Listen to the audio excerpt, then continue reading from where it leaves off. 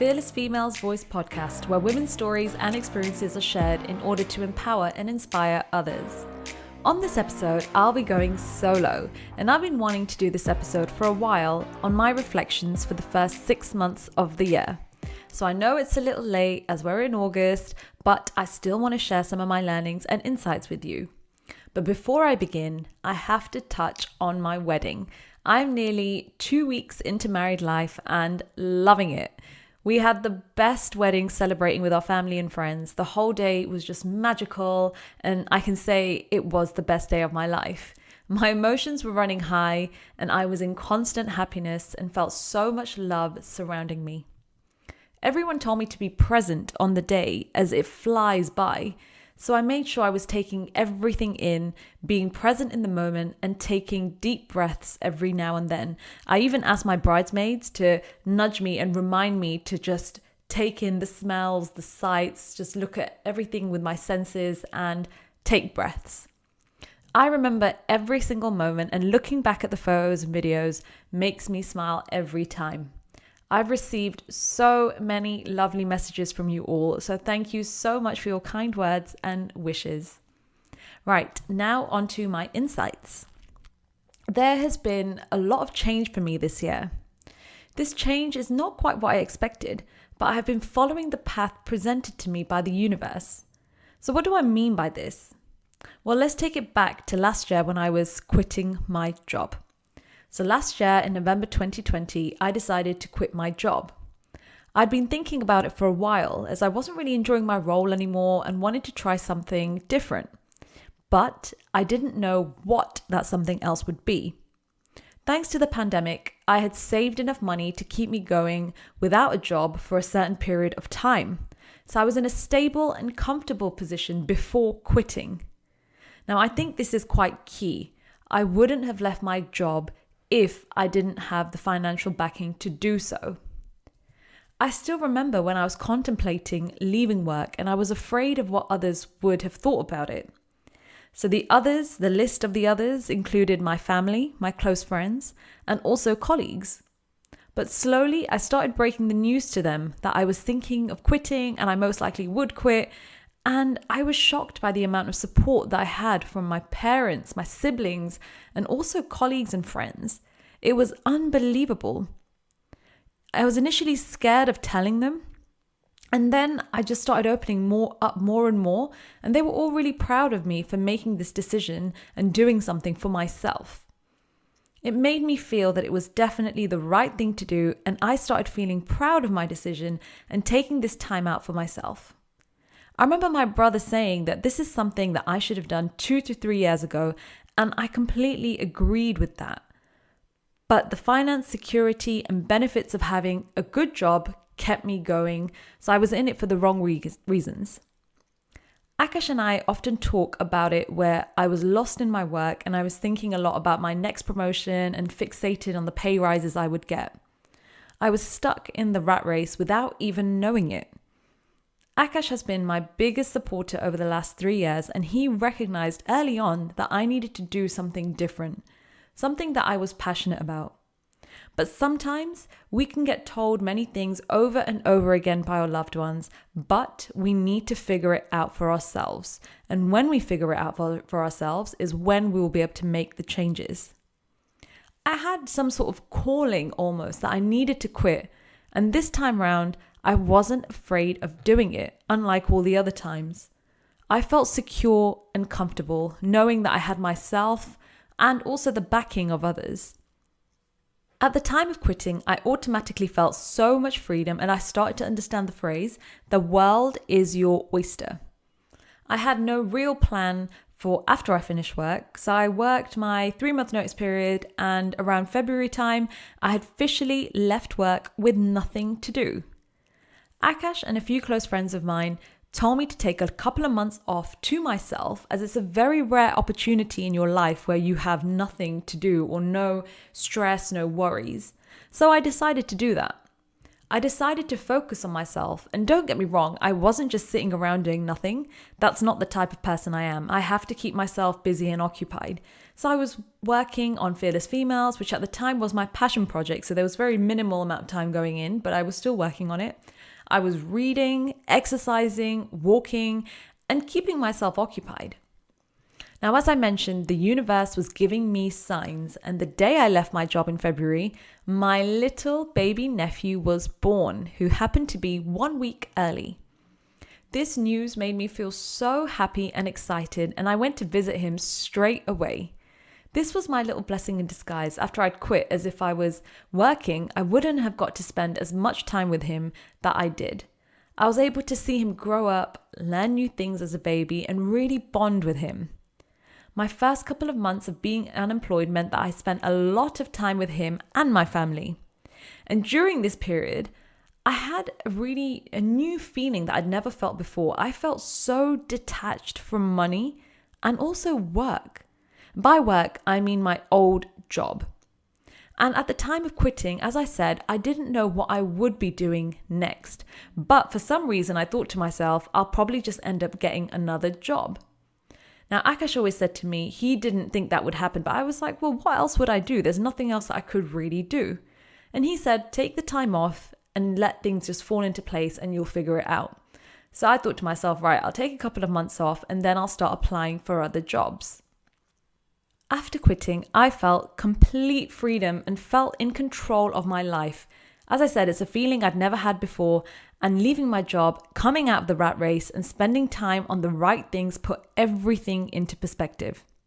So that's another sign from the universe telling me that I was on the right path. Around April, May time, I was on a podcast speaking to an inspiring girl, and we started talking about self-love and inner confidence. We were talking about how happy we are, and when she was telling me about her thoughts and feelings, I could completely resonate with her. We both felt so secure, not worried about what others say, and leaned into our fears. We both understood ourselves and what we were capable of and had a lot of self-belief. We talked about the foundations of self-love, and then she asked me, do you know anyone else who feels this way and loves themselves? It took me a while to answer, but I could probably name 1 to 2 people that I knew. She told me she knew no one who had so much understanding of themselves and self-love, but would love to talk to someone about it who felt the same. And I felt the exact same as her. This was an aha moment for me. This made me see that many women around me were not in the same position, who didn't have the self-love or the confidence, and were afraid of making great positive changes in their lives. This is very understandable because I was there as well. I've been working on myself for around 10 years. I've tried and tested many methods and techniques to see what works for me. I feel the universe has been guiding me throughout this journey of self-growth, and I have been open to the path. I heard a great quote recently by Rumi, which is, as you start to walk out on the way appears. I heard this and it hit home for me. There have been so many times that I've been taken an unconventional route or entered something through taking a risk and tried something different. And every time I was scared of doing so, but I still went ahead and did it, having faith that the path will be shown to me, and it always was. Just like when I left my job without knowing what I would be doing or what to expect, the path was being shown to me. This aha moment from speaking to this girl on my podcast made me see what I needed to do. This was the moment I decided to start Fearless Females.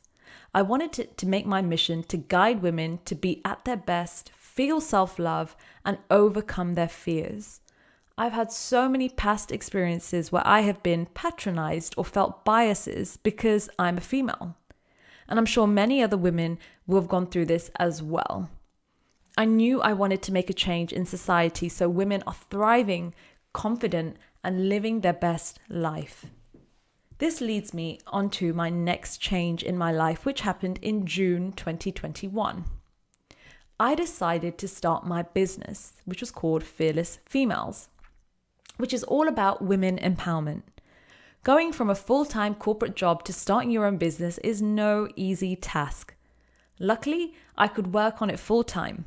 It all started off with an idea, and then I was reading a lot about how to make this work, attending masterclasses, speaking to other business owners, and researching.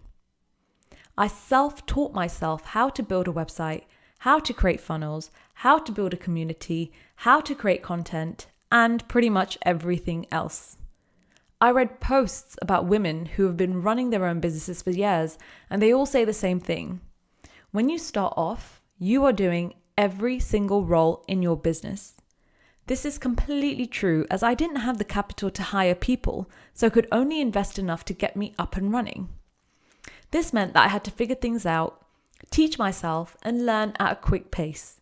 It was definitely a steep learning curve, but I was so passionate about what I was doing that I was willing to put in the hours and work hard on making this work. I was and still am so determined to help others and make Fearless Females something which is even bigger than myself.